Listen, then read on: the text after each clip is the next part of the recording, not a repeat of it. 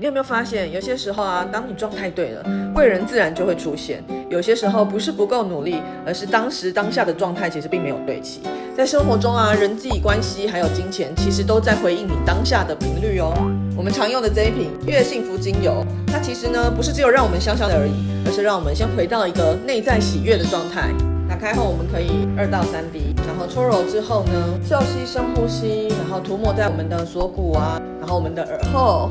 还有我们的手腕的部分，当我们身体放松、情绪放松，脸部的笑容也会自然来。那喜悦呢，其实就是金钱的超级磁铁。其实当你是由内而外散发自然幸福的频率的时候，贵人啊、机会啊、资源啊，自然就会靠近你。所以如果在生活上觉得关系卡卡，哪里不顺，其实有时候不一定要先忙着去找说，我是不是哪里做错，哪里做不好。用手边的精油，慢慢的把自己的情绪调整好，把自己的笑容找回来，美好的关系自然就会来了。